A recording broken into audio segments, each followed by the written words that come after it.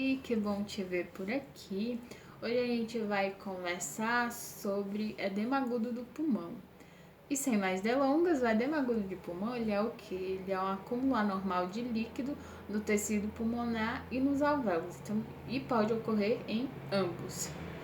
É uma situação clínica, uma emergência clínica potencialmente fatal e bastante comum e recorrente no serviço de emergência. Daí a importância da gente saber reconhecer um quadro clínico de edema agudo do pulmão para poder agir em tempo efetivo e dar a melhor assistência para o paciente.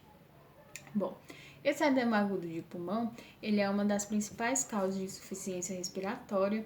Ele interfere diretamente na troca gasosa, provocando uma alteração na via difusa entre os alvéolos e os capilares, atrapalhando a questão da hematose. Ele pode ser atribuído a diversas etiologias, sendo que a etiologia de origem cardiogênica a mais frequente. E os sinais e sintomas característicos são dispneia, cianose central, fome de ar e a presença de hemoptóxicos, que é aquela expectoração com a presença de sangue.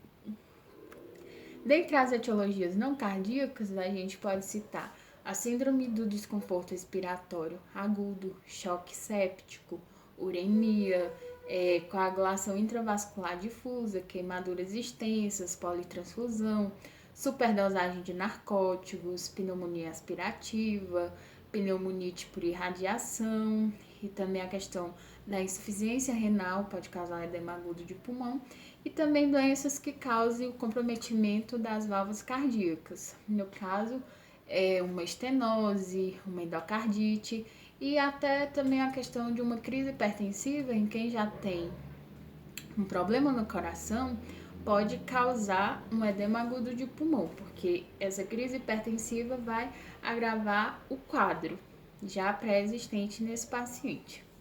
E também a questão das infecções, principalmente a infecção viral. Por quê? Porque as infecções virais, elas causam um quadro de inflamação nos pulmões, o que acaba aumentando a permeabilidade dos vasos, o que favorece o acúmulo de líquido. E dentre as de etiologia cardíaca, como eu já falei que são as mais comuns, as principais são o infarto agudo do miocárdio e a insuficiência cardíaca congestiva crônica. No caso do infarto agudo do miocárdio, esse edema agudo de pulmão, ele ocorre devido a uma insuficiência cardíaca súbita, devido ao comprometimento do músculo cardíaco provocado pela falta de suprimento de oxigênio, que pode gerar necrose do músculo cardíaco, o que acaba gerando uma insuficiência cardíaca súbita. Sobre a questão da insuficiência cardíaca crônica, para a gente entender melhor, a gente vai relembrar como é que ocorre o processo de hematose, toda a circulação, a pequena circulação, através dessa imagem meramente ilustrativa, que ainda vai sair ao contrário. Mas, ótimo, tudo bem. Bom, o sangue, ele entra aqui através do átrio direito. Depois do átrio direito, ele vai para o ventrículo direito. Do ventrículo direito, ele vai para os pulmões. Lá nos pulmões ocorrem as trocas gasosas por um processo chamado hematose, onde o sangue rico em CO2, rico em gás carbônico, ele passa a ser rico em oxigênio. Aí acontece aqui, essa troca ocorre nos pulmões através dos alvéolos e os capilares pulmonares. Esse processo a gente dá o nome de hematose. Bom, aí o que acontece? Depois que ocorre todo esse processo de hematose, o sangue volta para o coração, ele vem para cá, para o átrio esquerdo, e do átrio esquerdo ele vem para o ventrículo esquerdo, do ventrículo esquerdo ele é distribuído para o restante do corpo. Só que na insuficiência cardíaca, a contratilidade do músculo cardíaco está comprometido, ou seja, a bomba cardíaca ela não exerce a força necessária para poder fazer com que o sangue saia e seja distribuído para o restante do corpo. E o que acontece? Acontece um acúmulo, uma estase de sangue nas veias cardíacas, nas veias pulmonares, o que acaba nos capilares pulmonares, bem dizer, né?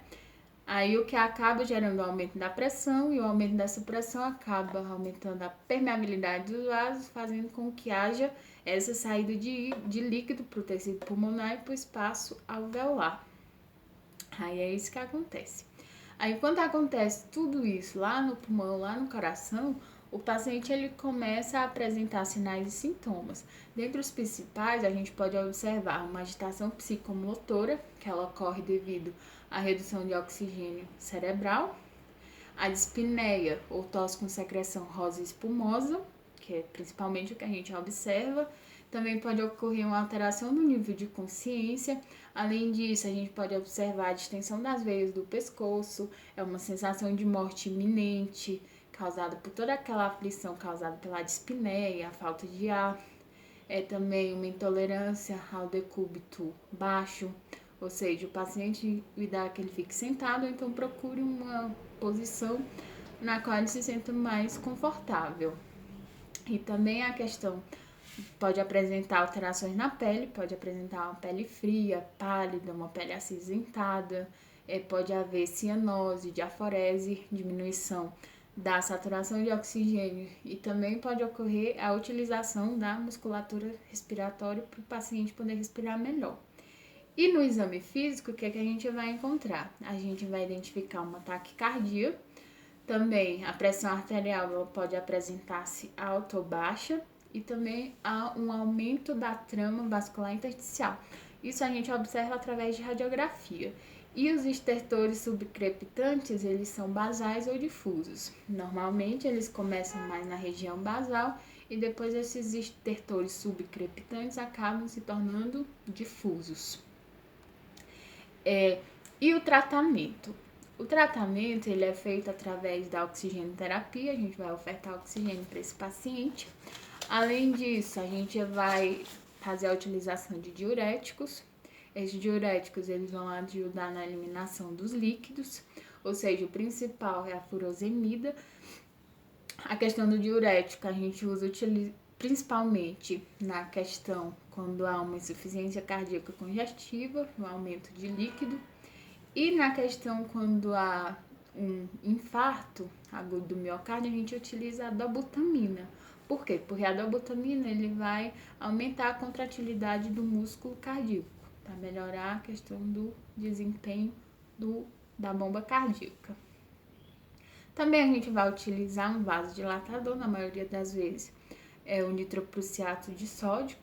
Também pode ser utilizado a morfina. A morfina, ela tem um efeito vasodilatador e também ela vai acalmar o paciente, como ela tem aquele efeito relaxante devido à falta de ar, dispneia, o paciente fica naquela aflição, sente aquela sensação de morte iminente. A morfina também vai contribuir para haver um relaxamento do paciente e diminuir essa questão da ansiedade causada pelo toda a apresentação do quadro clínico. E também pode-se utilizar uma ventilação não invasiva, que na maioria das vezes é o CPAP. Por quê? Porque esse CPAP ele vai fornecer uma ventilação positiva contínua, ou seja, o líquido que estava aqui acumulado no alvéolo, devido a essa pressão positiva, ele vai voltar para o capilar, que é o local de onde ele nunca deveria ter saído. E além disso, além dessa ventilação não invasiva, pode haver a intubação e a ventilação mecânica, dependendo do caso do paciente. E diante disso tudo, os principais cuidados de enfermagem são a administração da medicação endovenosa, assistência na questão da oxigenoterapia, assistência na intubação, na ventilação, se houver uma insuficiência respiratória, também colocar o paciente numa posição ereta, no decúbito em que o paciente se sinta melhor, também assegurar o acesso venoso calibroso para a administração dos medicamentos, coletar amostras de sangue para os exames laboratoriais e o exame de gasometria. A gente também vai monitorar o nível de consciência e verificar o tempo de enchimento capilar e acompanhar a escala de Coleman de Glasgow, acompanhar a pontuação e os sinais vitais. E é isso. Lembrando, isso aqui foi só um resumo. Quem quiser se aprofundar mais, é um assunto muito bom, muito legal. E beijo e até o próximo vídeo.